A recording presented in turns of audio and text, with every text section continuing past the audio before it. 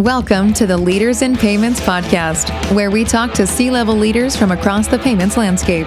We'll be discussing the products and services that impact the payment space today, as well as trends and predictions for the future of payments. We will also hear stories from our guests about their journeys to the top. Hello, everyone, and welcome to the Leaders in Payments podcast. I'm your host, Greg Myers, and on today's episode, we have a very special guest, Eyal Lifshitz, the CEO of Bluevine. So, Eyal, welcome to the show. Thank you for having me. Well, why don't we start off by having you tell our audience a little bit about yourself, maybe where you were born, where you grew up, where you went to school, a few things like that. Yeah, I'd be happy to. Need to go way back then. It's been several decades. Born in New York. My parents are Israeli Americans, so we bounced back and forth from the U.S. to Israel. Ended up spending my childhood mostly in the U.S., elementary school, middle school, and then back to Israel, where I spent the rest of my teenage years. Started my career there, went to undergrad there, and then, found myself back in the U.S., had a couple back and forths again. And today I live in Tel Aviv, married, 2 kids. Okay, awesome. Well, thanks for sharing that. Well, let's talk about Bluevine. So tell our audience what Bluevine does. Bluevine makes financial services more accessible, affordable, and easy to use for small businesses by making it more intuitive and digital. We offer really an end-to-end banking platform for small businesses. And more we're really kind of like redefining what banking is for them and delivering more and more of a financial operating system, one that is able to house more of their financial services workflows and needs to allow them to run all of their financial operations in one place. Okay. So specifically, when you're talking about banking, you're talking about, a checking account, lending, credit cards, those types of tools, right?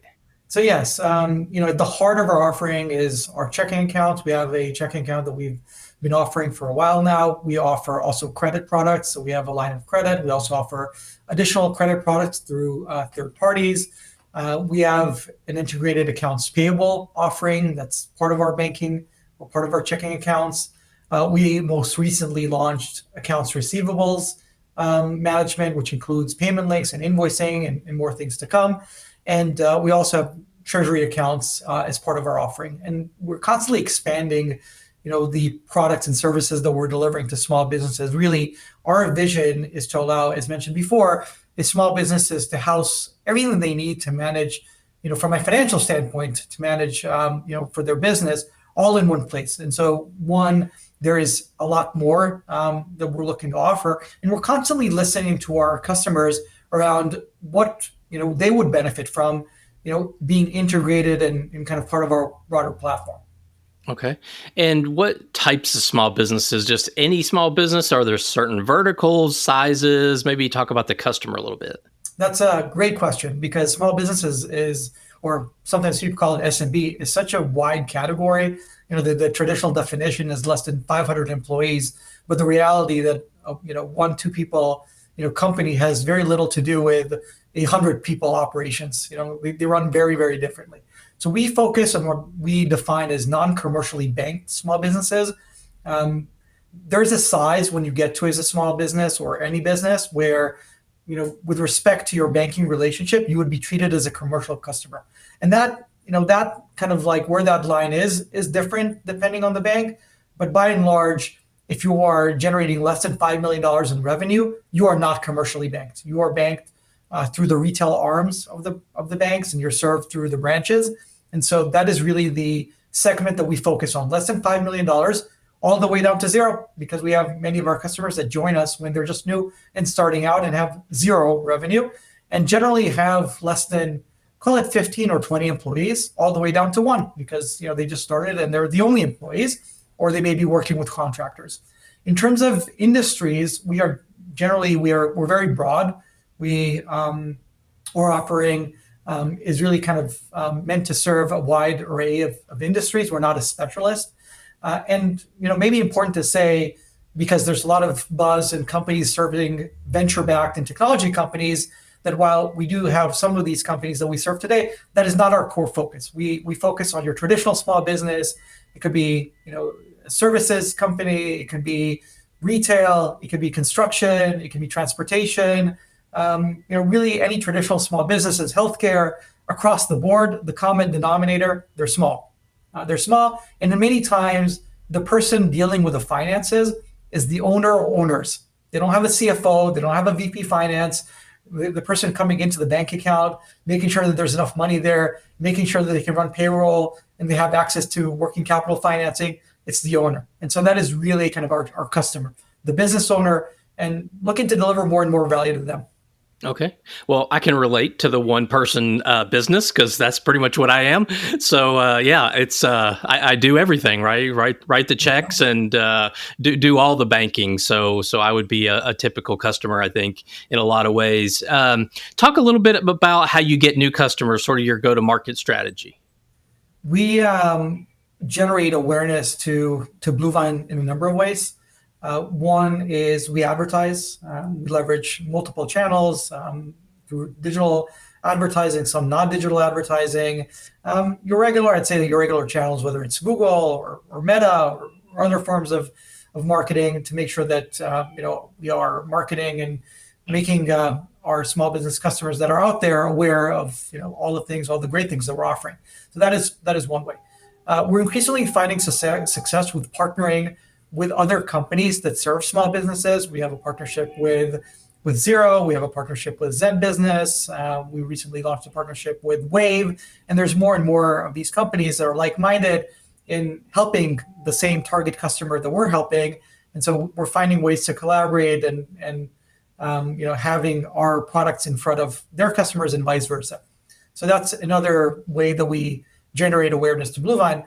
And funny enough, like the fastest growing part for us is actually organic, meaning that customers are finding us not through forms of advertising or through other forms of distribution, but rather they're hearing about us from their friends, from going on Reddit, from just word of mouth. And so that is increasingly happening more and more. Interestingly, we're hearing customers that are finding us through a lot of the Gen AI chatbots, ChatGPT, Perplexity, and others. They're just basically searching, I'm a small business owner. I need to open a checking account. What's the best options out there? And they find us. And so we're finding that more and more are finding us through this medium. That used to be a smaller part. Overall, organic used to be a smaller part of the mix. Today, it's getting to around 40% of customers that find or get to us completely organic. Okay. And you mentioned payments and offering invoicing and payment links. So I think that's a relatively recent capability. So maybe talk about that a little bit, if you don't mind. Absolutely. The way we view our broader platform is allowing a small business to manage their entire financial operations. And part of that is, making payments and accepting payments. We see those things as, part and parcel of your banking.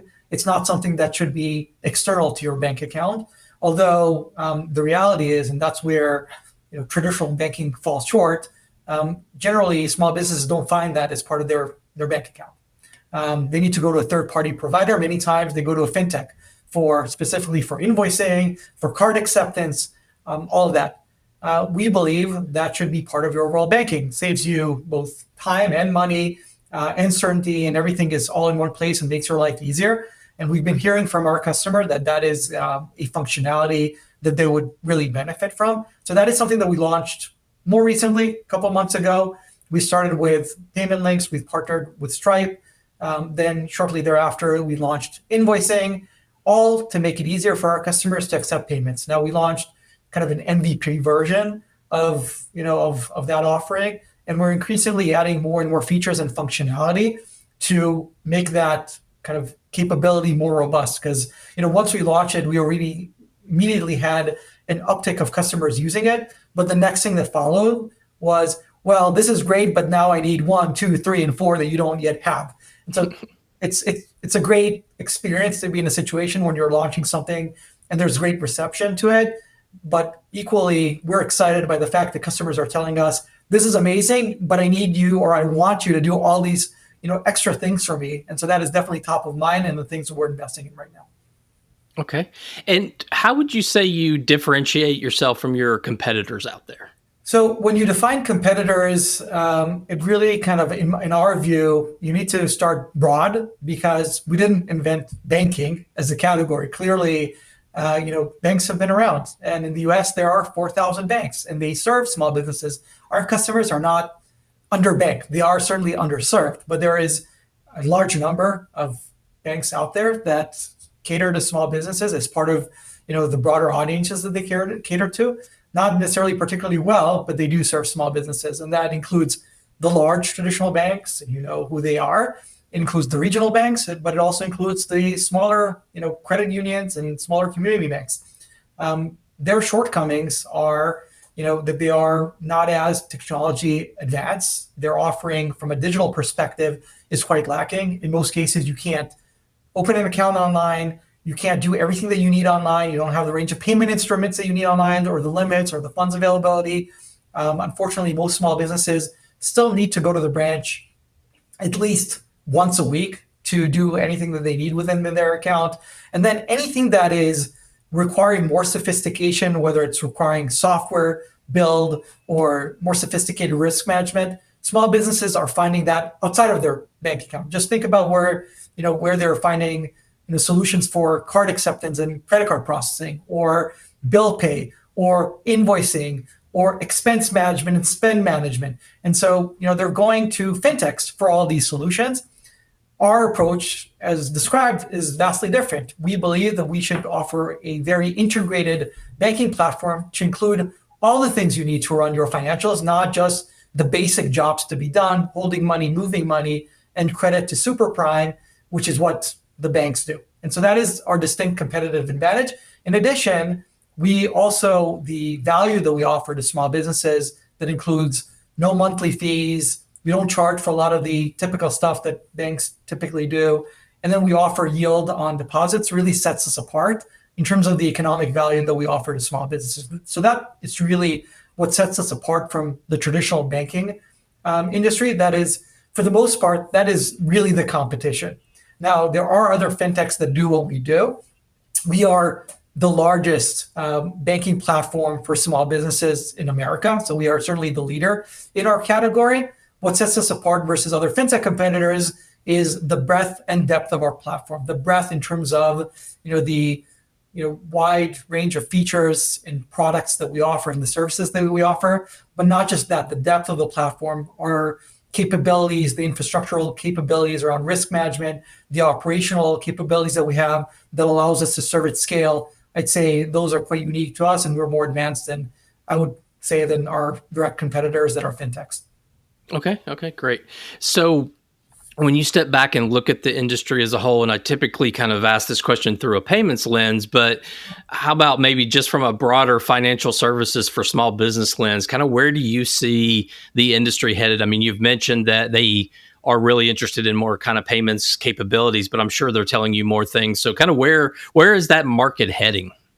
I think that you will see more and more adoption of branchless digital first native solutions.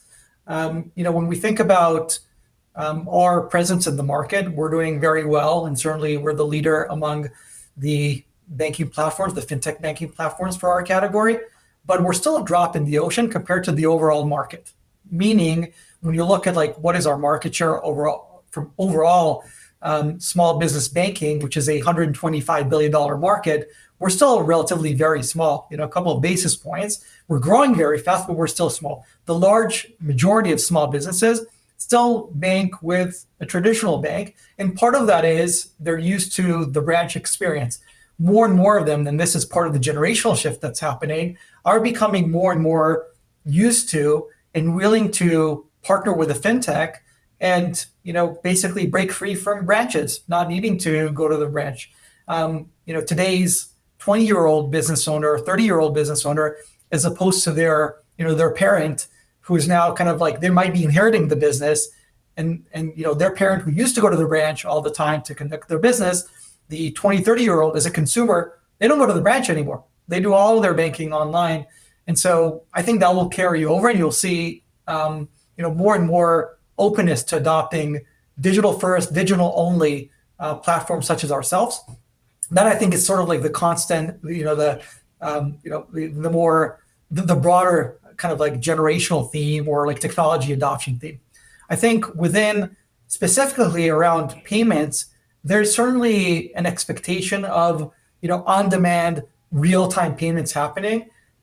Interestingly, with small businesses, and I think there's some departure with consumers. Consumers, you see all consumers, everything is on Venmo or Zelle. Small businesses, still 50% of payments are checks. Like people forget about that, but still, small businesses, like, the larger businesses too, are still cutting checks. I think there is a trend for that, requirement for real-time payments. We are expecting FedNow to be rolled out more broadly. Even ACH, to be frank, is quite antiquated. The fact that it takes 3 days, 2 to 3 days for an electronic payment to basically get settled is just, it doesn't meet today's expectation. Definitely not from consumers, but also businesses are looking for more real time. And I think that will generally happen, with the introduction of some of these new payment rails. I do think some peer-to-peer payments, such as Zelle, are becoming more prominent on the business side as well. Like you are seeing that kind of like spill over. And then international payments, I think that's probably kind of the last maybe frontier. I think that will happen as well, where payments are expecting like the time for settlement, the time for your recipient to get their money is expected to be shortened. Like people are expecting the money to be really kind of like transferred in real time. And I think this will be across the board on all the instruments that I mentioned. Okay. Well, it's hard to talk about the future and not talk about AI. So how have you seen AI impacted your business? Where do you think that's headed? It is definitely hard not to talk about AI these days. AI is everywhere. We are, as a organization, we're certainly adopting AI in several places, from our development processes and how we code and we build products. Our teams are leveraging, Copilot and other AI tools. We are finding ways to adopt AI with some of our back office processes and some of our administrative processes. Right now, all these things are internal facing. They're not customer facing yet.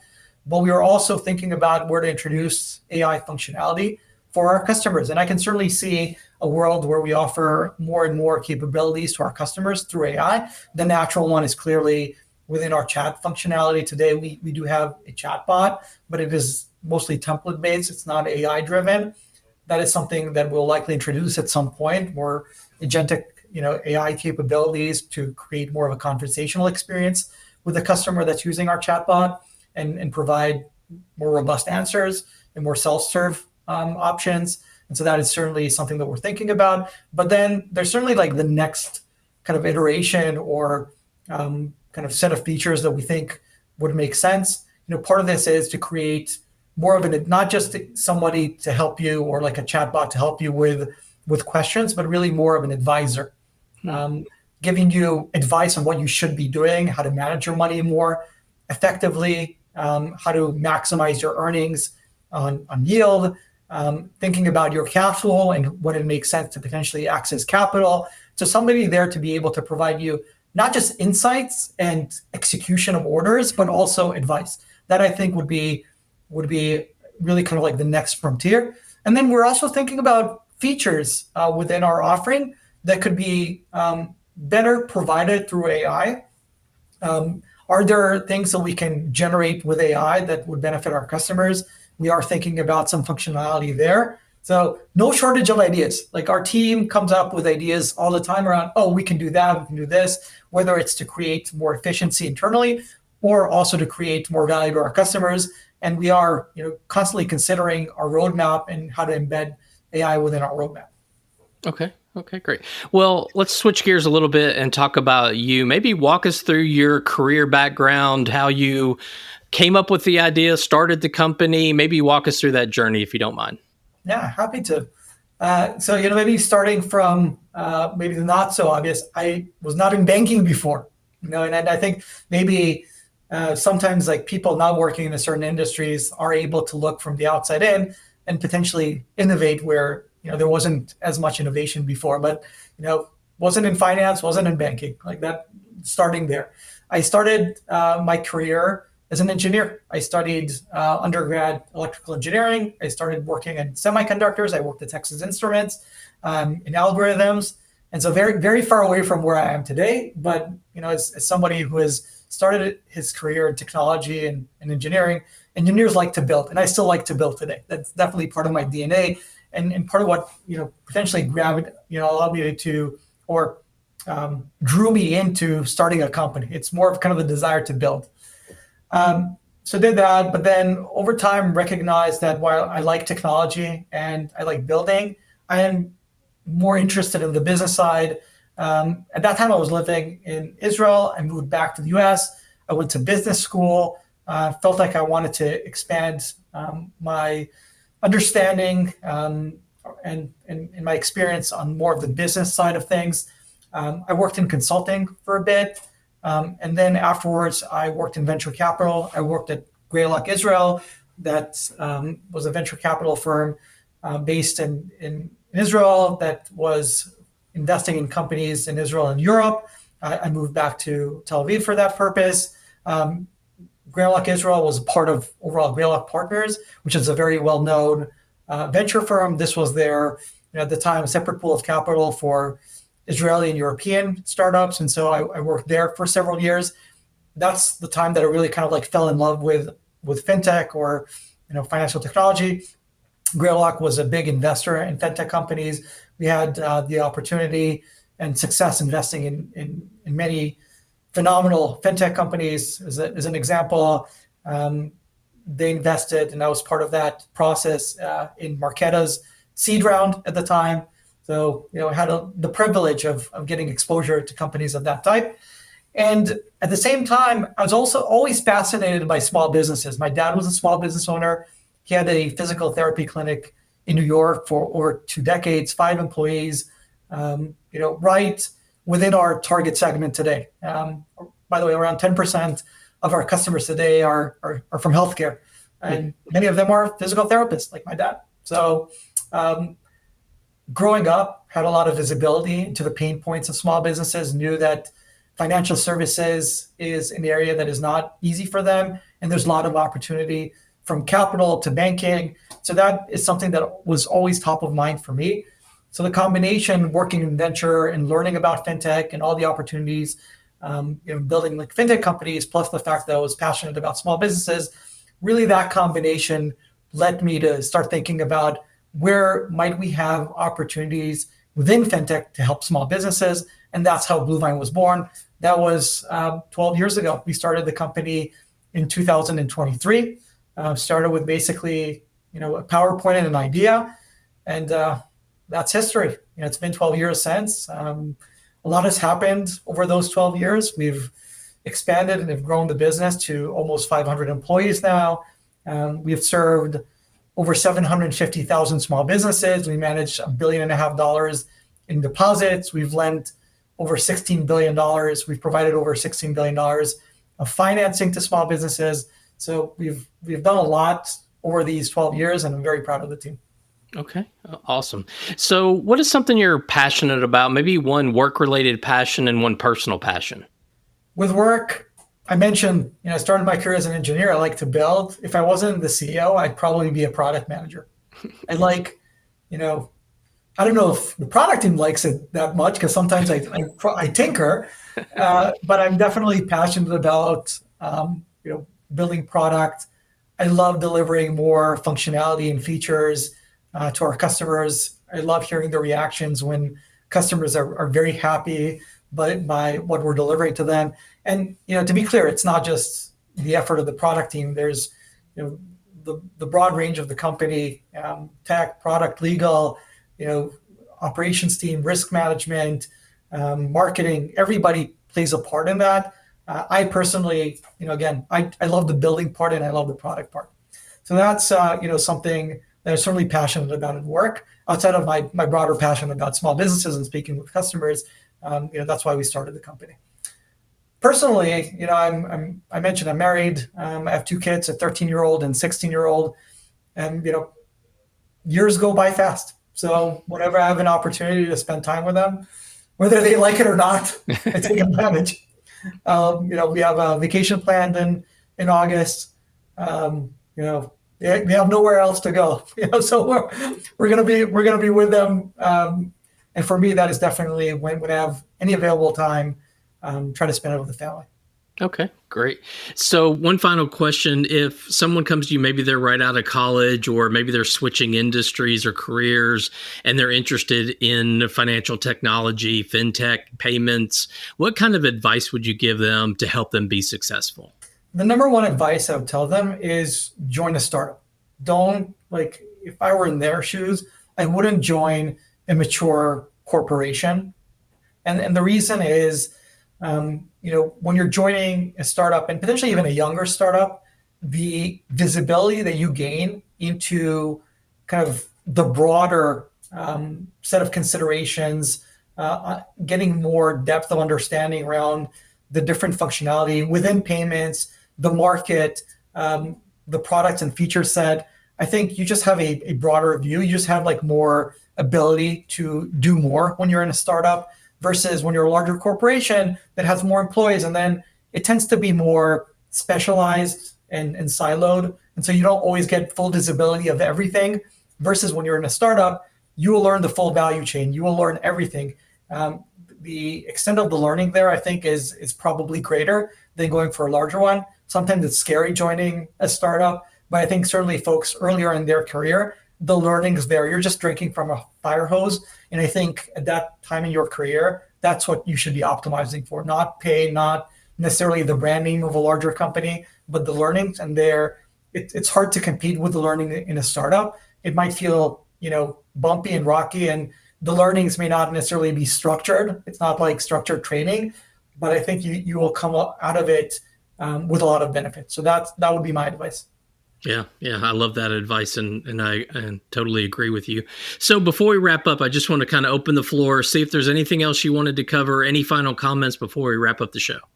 I go back to small businesses. Small businesses are the heroes of our economy. 50% of the GDP, the largest employer, unfortunately underserved by the traditional financial system. And so, Bluevine, we are really kind of innovating, redefining what banking is, and delivering a whole lot of value to small businesses. We have built a lot over these 12 years. We've done a lot. I'm very proud of what we've done. But we're only in the beginning of the journey, maybe kind of top of the third. So there's a whole lot ahead of us, and I'm really excited for the next parts of the journey. Okay, great. So thank you so much for your time. Thanks for the wrap up there. I appreciate that. And again, I know your time is very valuable, so I want to thank you for being here. And again, hopefully in a year or two, we can connect again and hear more of the story about payments. So again, thank you so much for your time today. I really appreciate it. Thank you so much for having me. I appreciate it. Great. And to all your listeners out there, I thank you for your time as well. And until the next story. Thank you for joining us this week on the Leaders in Payments podcast. Make sure you visit our website at leadersinpayments.com, where you can subscribe to the show and where you'll find our show notes. If you enjoyed listening, please share on your social channels as well.